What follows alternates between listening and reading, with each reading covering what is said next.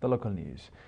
Mr. Mogos Berhana, head of Social Security at the Ministry of Labour and Human Welfare's branch in the Central Region, said over 70 million Nakva has been disbursed to over 28,000 families of fallen heroes through monthly benefit scheme over the past 10 months. He said the branch office also extended financial support to the same families contributed by Eritrean nationals inside the country and abroad, in addition to the monthly benefit scheme.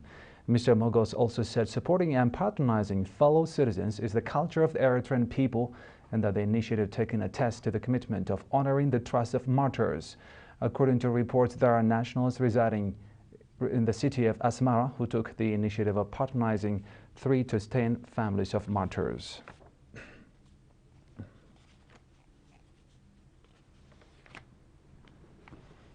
The Ministry of Health is currently distributing vitamin A immunization across the nation.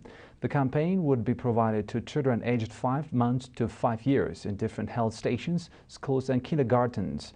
Sister Dahab Solomon from the Ministry of Health branch in the Central Region outlined the significance of vitamin A in reducing child mortality rate as well as measles and diarrhea. The scheme would continue up to 30th of November. This is according to the Ministry of Health branch office.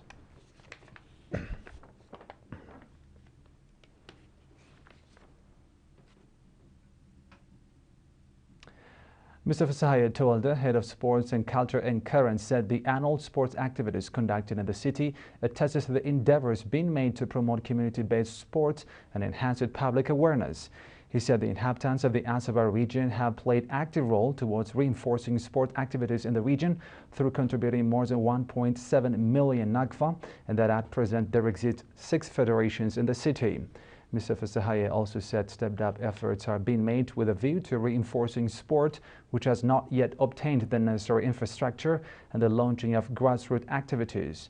However, the significance of community-based sport is on the rise, and he said the administrative areas are actively taking part in such activities.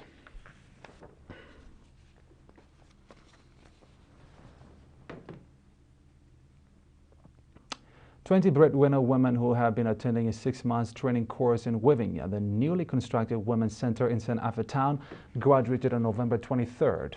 Speaking at the graduation ceremony, Ms. Afrah Ali, head of the NUEW branch, said the training is part of the efforts being made with a view to improving women's livelihood through organizing similar courses. She also said around 90 women have become beneficiaries of training in weaving and the like. Commending the active enthusiasm demonstrated by the trainees in the process, she called on them to develop the career through work experience and strive to lead improved living style. Likewise, Ms. Abarash Hattai, head of the NUEW branch in the Southern Region, expressed conviction that the group would improve their livelihood, taking the training and credit opportunity as a stepping stone.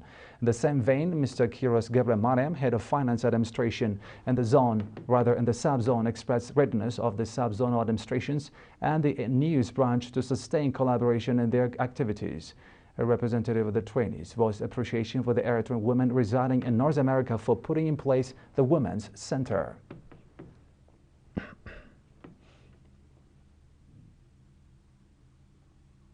And I'll be back with international news after a short break.